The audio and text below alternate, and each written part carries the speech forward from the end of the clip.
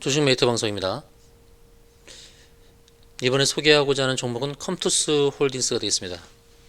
컴투스 홀딩스 이 종목은 게임빌이라는 이름에서 이제 컴투스 홀딩스로 사명을 변경을 했는데요. 오늘 주가가 이제 10% 이상 좋은 상승을 보이고 있죠. 컴투스와는 조금 다른 양상의 모습을 보여줍니다. 컴투스보다 좀 상승이 좀 강하죠.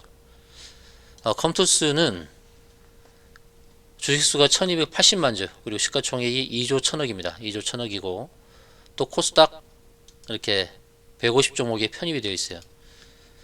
컴투스는 그러면 공매도의 대상이 되죠. 공매도 대상이 됩니다.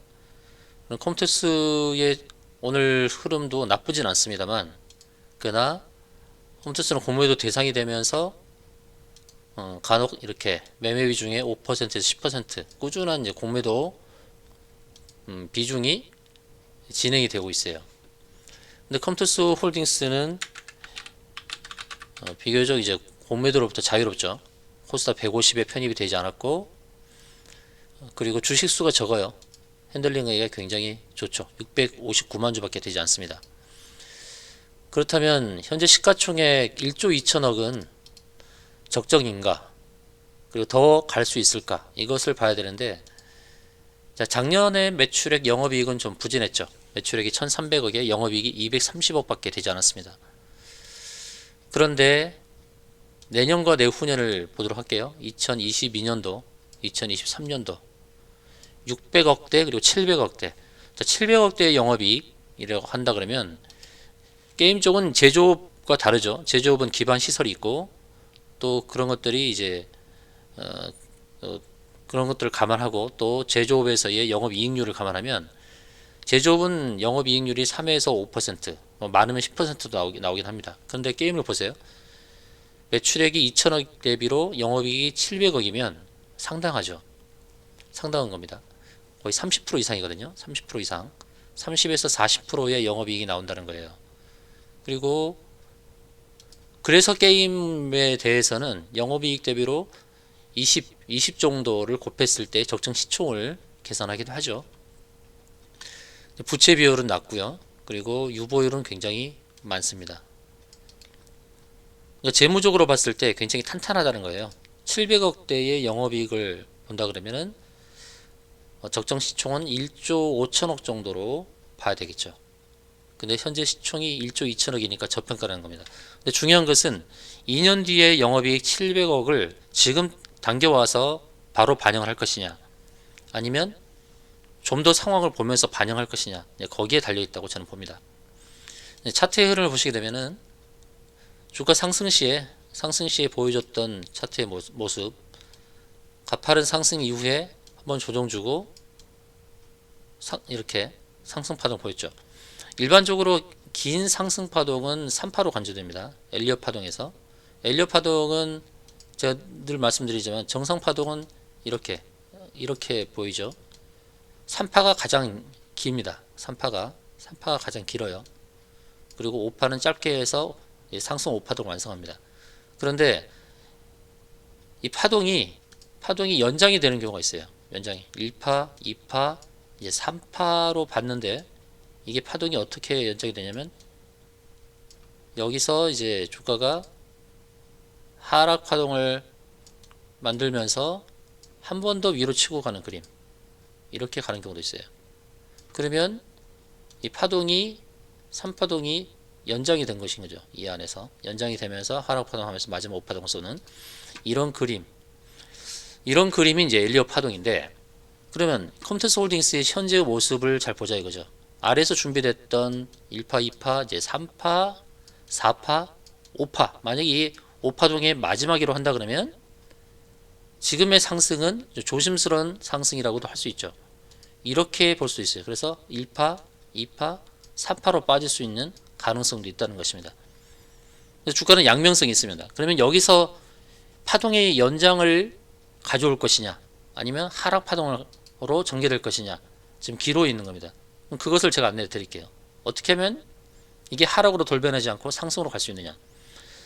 최근에 하락했던 모습을 보게 되면 이렇게도 볼 수 있어요. 1파, 2파, 3파로 보고 이제 3파의 연장 파동으로 가는 그런 흐름일 수도 있다는 것입니다. 그거를 판단하려고 그러면 가장 중요한 것은 전고점과 저점입니다.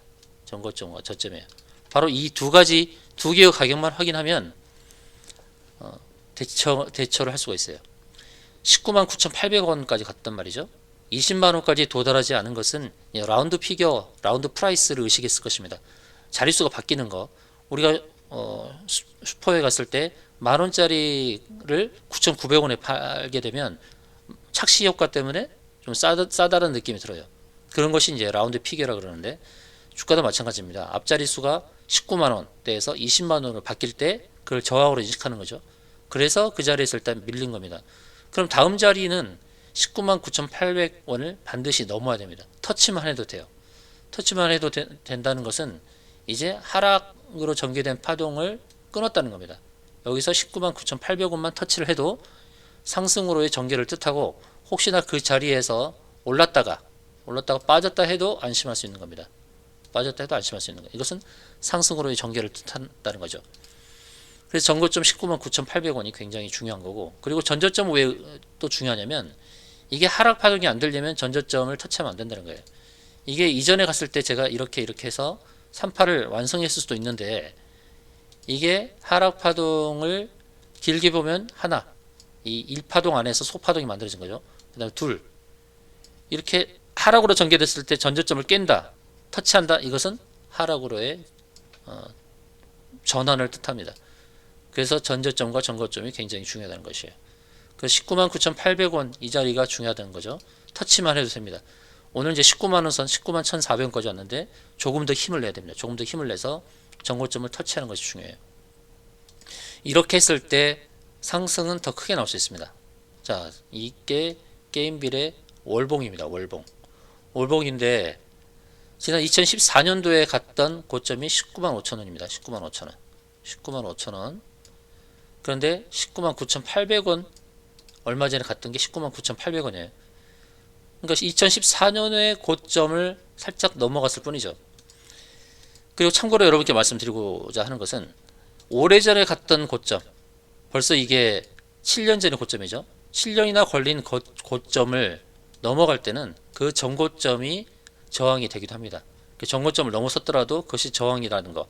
그래서 그 고점에서 한번 매도하는 전략이 좋습니다. 그러고 나서 주가가 밀렸을 때 매수하면 좋죠. 그럼 19만 9천 원대에 매도했다 그러면 또 저점에서 매수할 기회가 있었기 때문에 제가 힌트로 말씀드린 겁니다. 오랜만에 간 고점, 오랜만에 고점을 경신했을 때는 그 전에 갔던 고점이 저항이 되는 경우가 있다. 이거는 참고를 하시면 좋겠고, 중요한 것은 이제 기로에 있는데 19만 9,800원 자리를 넘어서는 것은 굉장히 의미가 있다. 그리고 연봉을 보게 되면 12년도, 14년도, 15년도에 고점이 있죠.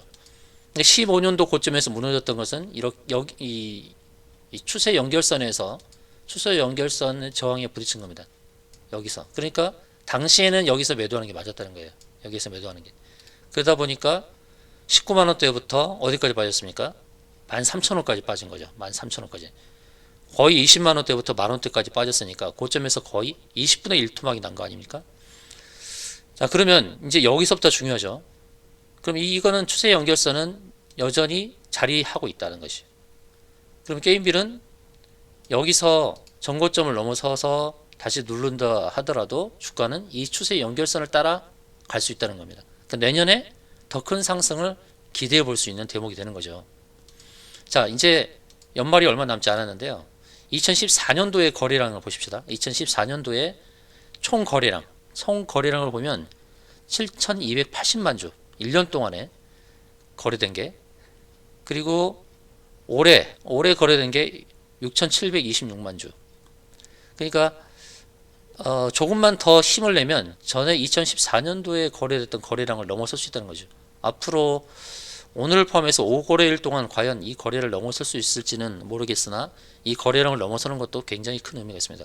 중요한 건 2021년도에 엄청난 장대 양봉을 세웠는데, 한 번 장대 양봉, 연봉에서 장대 양봉을 세운 이 금자탑을 세운 것은 쉽게 무너지지 않습니다. 가장 좋은 것은 다음 주 목요일까지 이 고점을 넘어서는 깨끗한 양봉이 형성되기를 바라는 거죠. 연봉일수도 이렇게 윗꼬리를 길게 다는 것은 다음 해에도 하락을 암시를 합니다. 그래서 조심스럽다는 거죠. 그러나 깨끗한 양봉을 만드는 것은 내년에 추가적인 상승을 기대해 볼 수 있다는 것입니다. 자, 중요한 거 말씀드렸습니다. 전고점을 터치하거나 넘어서는 거 중요하다는 말씀을 드리고요. 수급상에서 보게 되면 기관과 외국인의 매수가 너무 좋죠. 특히나 기관 중에서 투신과 연기금이 계속 사고 있다는 것이 300억대의 물량을 한 달에 샀는데 이것을 단기적으로 털기는 좀 어려울 것입니다. 현실적으로 본다 그러면 전고점을 넘어서는 것이 더 가깝다. 왜냐하면 전저점은 좀 너무 멀어 보이죠. 그러나 한 가지 조심할 것은 제가 말씀드렸던 ABC의 하락으로의 반전도를 조심해야 된다. 그럼 이 하락으로의 반전의 시그널을 먼저 주는 것은 중요한 건 바로 이 자리입니다. 이 자리 21선이죠. 21선을 한 번 더 깨는 것은 하락 반전입니다. 그때는 조심해야 돼요. 자, 두 가지를 다시 말씀드릴게요. 전고점, 전저점 굉장히 중요한데 전고점을 터치만 해도 상승으로의 안심 신호, 그리고 전저점까지는 멀어서 전저점까지 터치할 것으로의 그런 하락 반전을 암시하는 것이 바로 이 21선. 종가 기준으로 21선을 깨게 되면 전저점을 깨고 결국은 하락 시그널을 준다는 것입니다. 자, 두 가지 관점에서 분명히 말씀드렸습니다. 그래서 게임빌이 컴투스 홀딩스가 추가적인 상승이 가능한 시그널, 그리고 하락 반전의 시그널, 이거를 다 안내 드렸습니다. 자, 실적을 기준으로 했을 때 적정 시총을 안내 드렸고요. 그러면 최고 목표가 설정을 어떻게 하느냐, 그것도 힌트를 드렸습니다만, 그러면 컴투스 홀딩스의 2022년도에 최고 목표가는 어떻게 될까요? 연봉에서 힌트를 분명히 보여줬습니다. 장대 연봉을 보여줬던 이 흐름. 그러니까 제가 하락 파동으로 전개가 된다 하더라도 2022년도에는 추가적인 상승이 나올 수밖에 없다라고 제가 지금 말씀드리고 있는 겁니다. 추세 연결선도 제가 보여드렸습니다. 이 연결선을 꼭 갖고 가야 돼요. 이것을 알고 가면 2022년도가 좀 편안해지죠.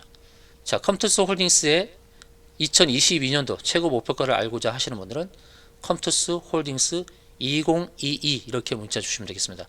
컴투스 홀딩스 2022 문자 주시면 내년도에 갈 수 있는 최고 목표가를 안내 드리도록 하겠습니다. 이상으로 방송 마치겠습니다.